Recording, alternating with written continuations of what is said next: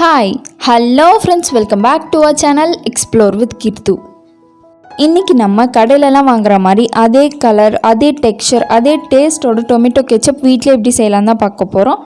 So இப்போ நம்ம வீடியோக்குள்ளே போகிறதுக்கு முன்னாடி நீங்கள் இன்னும் நம்ம சேனலை சப்ஸ்கிரைப் பண்ணலன்னா கீழே இருக்க சப்ஸ்கிரைப் பட்டன் அமுக்கி பக்கத்துலேயே ஒரு பெல் ஐக்கான் இருக்கும், அதையும் டேப் பண்ணிங்க அப்படின்னா அதில் 3 ஆப்ஷன் கேட்கும். அதில் ஆல் அப்படிங்கிற ஆப்ஷனை செலக்ட் பண்ணி வச்சுக்கோங்க. ஸோ தட் நான் எப்பப்பெல்லாம் வீடியோஸ் போடுறேனோ அப்பப்பெல்லாம் உங்களுக்கு ஒரு நோட்டிஃபிகேஷன் வந்துடும். இதுக்கு ஃபஸ்ட்டு நான் ஒரு 4 தக்காளியை நல்லா வாஷ் பண்ணிவிட்டு இந்த மாதிரி 4 பீஸாக கட் பண்ணி வச்சுருக்கேன். அதாவது ஒரு முழு தக்காளியை 4 பீஸாக கட் பண்ணி வச்சுருக்கேன். இது கூடயே சின்ன வெங்காயம் சேர்க்குறதா இருந்தால் 2 சின்ன வெங்காயம், நம்ம பெரிய வெங்காயம் சேர்க்குறோம் அப்படிங்கிறதுனால ஒரு குவார்ட்டர் சைஸ் ஆஃப் பெரிய வெங்காயம், அதாவது 1/4 வெங்காயத்தை கட் பண்ணி இந்த மாதிரி உள்ளே போட்டுக்கலாம்.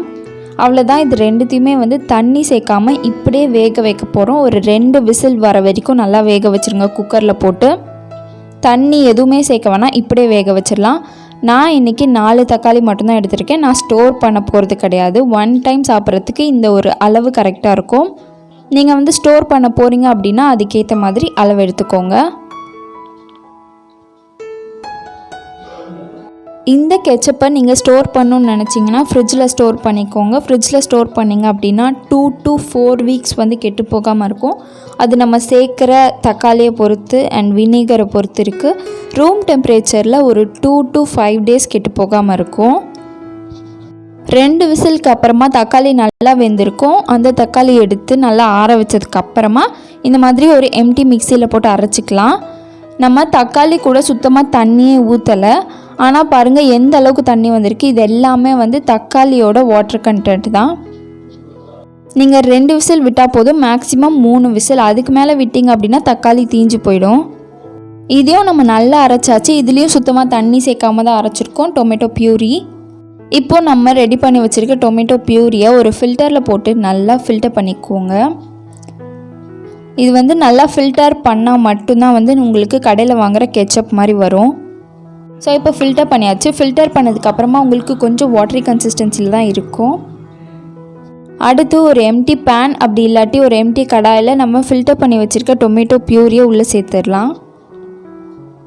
இது கூடயே நான் ஒரு 3 டேபிள் ஸ்பூன் அளவு சுகர் சேர்த்துக்கிறேன். இந்த சுகர் எனக்கு கரெக்டாக இருந்துச்சு. நீங்கள் இன்னும் கொஞ்சம் ஸ்வீட்டாக வேணும் அப்படின்னா இன்னும் எக்ஸ்ட்ரா கூட சுகர் சேர்த்துக்கலாம். அடிக்கடி இந்த மாதிரி இதை கிளறி விட்டுட்டே இருக்கணும்.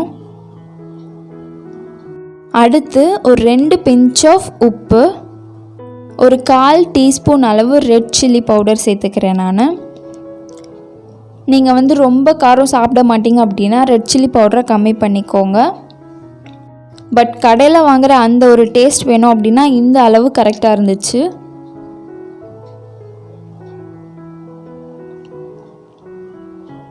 அடுத்து 1 டீஸ்பூன் அளவு குக்கிங் வினிகர் சேர்த்துக்கிறேன். வினிகர் இல்லை அப்படின்னா நீங்கள் இதே அளவு 1 டீஸ்பூன் அளவு லெமன் ஜூஸ் கூட சேர்த்துக்கலாம். ஸோ அவ்வளோதான். இது அப்படியே கிளறிக்கிட்டே இருந்தோம் அப்படின்னா ஒரு 7 to 10 மினிட்ஸ்க்குள்ளேயே இந்த ஒரு கன்சிஸ்டன்சிக்கு வந்துடும். இதுதான் கரெக்டான கன்சிஸ்டன்சி. இப்போ நம்ம ஸ்டவ் ஆஃப் பண்ணிடலாம். ஸோ அவ்வளோதான். ஸ்டவ் ஆஃப் பண்ணிவிட்டு ஒரு பவுலில் சர்வ் பண்ணிக்கோங்க. ஸோ நம்மளோட டொமேட்டோ கெச்சப் அப்படியே கடையில் வாங்குகிற அதே ஒரு டேஸ்ட்டோடு ரெடி ஆயிடுச்சு. இதை நீங்கள் கண்டிப்பாக ட்ரை பண்ணி பாருங்கள். இந்த கட்லெட் வீடியோ நம்ம முன்னாடியே போட்டிருக்கோம், அதோட லிங்க் மேலே ஐகாட்ஸில் கொடுக்குறேன். ஸோ செக் பண்ணுங்கள். ஸோ இந்த கெச்சப்பை நீங்களும் வீட்டில் ட்ரை பண்ணி பார்த்துட்டு எப்படி இருந்துச்சுன்னு எனக்கு கீழே கமெண்ட் பண்ணுங்கள். இந்த வீடியோ உங்களுக்கு யூஸ்ஃபுல்லாக இருந்துச்சு அப்படின்னா கீழே இருக்க சப்ஸ்கிரைப் பட்டன் நமக்கு சப்ஸ்கிரைப் பண்ண மறக்காதீங்க. ஸோ அவ்வளோதான். இந்த வீடியோவை இதோட முடிச்சுக்கலாம். நம்ம நெக்ஸ்ட் வீடியோவில் பார்க்கலாம். பாய்.